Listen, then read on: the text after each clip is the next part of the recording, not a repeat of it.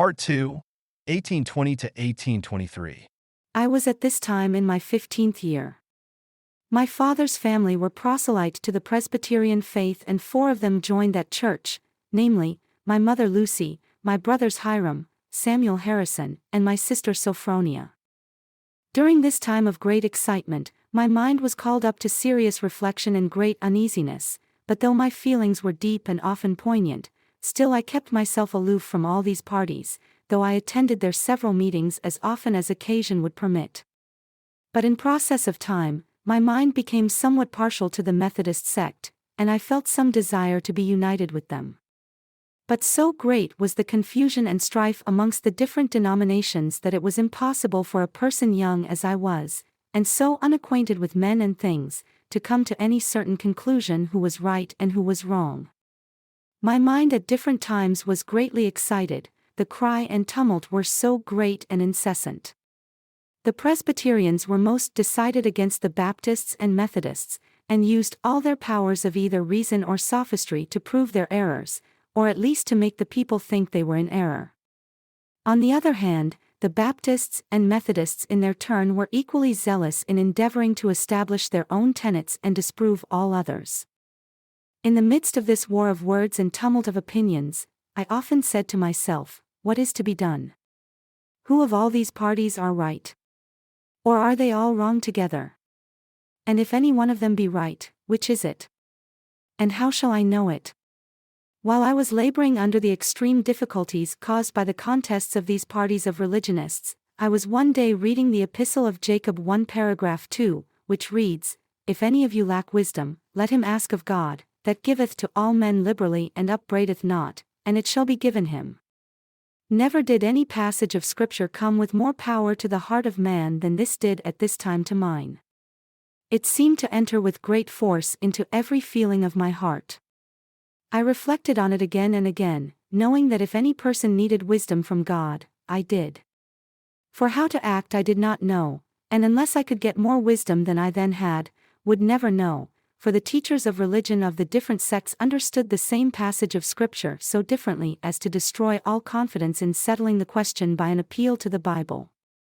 At length I came to the conclusion that I must either remain in darkness and confusion, or else I must do as James directs, that is, ask of God. I at last came to the determination to ask of God, concluding that if He gave wisdom to them that lacked wisdom, and would give liberally and not upbraid, I might venture. So in accordance with this, my determination to ask of God, I retired to the woods to make the attempt. It was on the morning of a beautiful clear day, early in the spring of 1820. It was the first time in my life that I had made such an attempt, for amidst all my anxieties, I had never as yet made the attempt to pray vocally. After I had retired into the place where I had previously designed to go, having looked around me and finding myself alone, I kneeled down and began to offer up the desires of my heart to God. I had scarcely done so when immediately I was seized upon by some power which entirely overcame me and had such astonishing influence over me as to bind my tongue so that I could not speak. Thick darkness gathered around me, and it seemed to me for a time as if I were doomed to sudden destruction. But exerting all my powers to call upon God to deliver me out of the power of this enemy which had seized upon me, and at the very moment when I was ready to sink into despair and abandon myself to destruction. Not to an imaginary ruin, but to the power of some actual being from the unseen world who had such a marvelous power as I had never before felt in any being.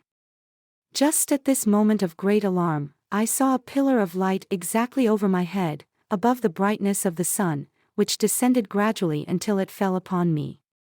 It no sooner appeared than I found myself delivered from the enemy which held me bound. When the light rested upon me, I saw 2 personages, whose brightness and glory defy all description, standing above me in the air. One of them spake unto me, calling me by name, and said, pointing to the other, "This is my beloved Son. Hear him." My object in going to inquire of the Lord was to know which of all the sects was right, that I might know which to join. No sooner therefore did I get possession of myself, so as to be able to speak, than I asked the personages who stood above me in the light which of all the sects was right, for at this time it had never entered into my heart that all were wrong, and which I should join. I was answered that I must join none of them, for they were all wrong, and the personage who addressed me said that all their creeds were an abomination in his sight, that those professors were all corrupt, that they draw near to me with their lips, but their hearts are far from me, they teach for doctrines the commandments of men, having a form of godliness, but they deny the power thereof. He again forbade me to join with any of them, and many other things did he say unto me which I cannot write at this time. When I came to myself again, I found myself lying on my back looking up into heaven. When the light had departed, I had no strength, but soon recovering in some degree, I went home. And as I leaned up to the fire-piece, Mother inquired what the matter was. I replied, "Never mind, all is well, I am well enough off." I then told my mother, "I have learned for myself that Presbyterianism is not true."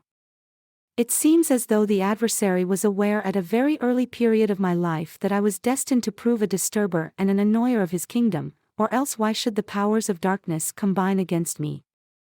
Why the oppression and persecution that arose against me, almost in my infancy? Some few days after I had this vision, I happened to be in company with one of the Methodist preachers who was very active in the before-mentioned religious excitement, and conversing with him on the subject of religion, I took occasion to give him an account of the vision which I had had.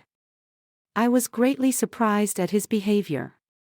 He treated my communication not only lightly, but with great contempt, saying it was all of the devil, that there was no such thing as visions or revelations in these days, that all such things had ceased with the apostles and that there never would be any more of them.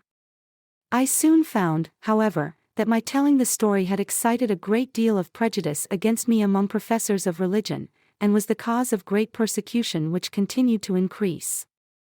And though I was an obscure boy, only between 14 and 15 years of age or thereabouts, and my circumstances in life such as to make a boy of no consequence in the world, yet men of high standing would take notice sufficient to excite the public mind against me and create a hot persecution. And this was common among all the sects, all united to persecute me. It has often caused me serious reflection, both then and since, how very strange it was that an obscure boy of a little over 14 years of age, and one too, who was doomed to the necessity of obtaining a scanty maintenance by his daily labor, should be thought a character of sufficient importance to attract the attention of the great ones of the most popular sects of the day, so as to create in them a spirit of the bitterest persecution and reviling. But strange or not, so it was, and was often cause of great sorrow to myself. However, it was nevertheless a fact that I had had a vision. I have thought since that I felt much like Paul when he made his defense before King Agrippa and related the account of the vision he had when he saw a light and heard a voice, but still there were but few who believed him. Some said he was dishonest, others said he was mad, and he was ridiculed and reviled, but all this did not destroy the reality of his vision. He had seen a vision, he knew he had, and all the persecution under heaven could not make it otherwise. And though they should persecute him unto death, yet he knew and would know to his latest breath that he had both seen a light and heard a voice speaking unto him, and all the world could not make him think or believe otherwise. So it was with me, I had actually seen a light, and in the midst of that light I saw two personages, and they did in reality speak unto me, or one of them did. And though I was hated and persecuted for saying that I had seen a vision, yet it was true. And while they were persecuting me, reviling me, and speaking all manner of evil against me falsely for so saying, I was led to say in my heart, why persecute for telling the truth? I have actually seen a vision, and who am I that I can withstand God? Or why does the world think to make me deny what I have actually seen? For I had seen a vision, I knew it, and I knew that God knew it. And I could not deny it, neither dare I do it, at least I knew that by so doing I would offend God and come under condemnation. I had now got my mind satisfied, so far as the sectarian world was concerned, that it was not my duty to join with any of them, but continue as I was until further directed. I had found the testimony of James to be true, that a man who lacked wisdom might ask of God and obtain and not be upbraided. I continued to pursue my common avocations in life until the 21st of September, 1823, all the time suffering severe persecution at the hand of all classes of men, both religious and irreligious, because I continued to affirm that I had seen a vision. During the space of time which intervened between the time I had the vision and the year 1823, having been forbidden to join any of the religious sects of the day, and being of very tender years, and persecuted by those who ought to have been my friends and to have treated me kindly, and if they supposed me to be deluded, to have endeavored in a proper and affectionate manner to have reclaimed me, I was left to all kinds of temptations. And mingling with society, I frequently fell into many foolish errors and displayed the weakness of youth and the foibles of human nature, which, I am sorry to say, led me into divers temptations offensive in the sight of God. In making this confession, no one need suppose me guilty of any great or malignant sins. A disposition to commit such was never in my nature. But I was guilty of levity, and sometimes associated with jovial company, etc., not consistent with that character which ought to be maintained by one who was called of God, as I had been. But this will not seem very strange to anyone who recollects my youth and is acquainted with my native cheery temperament.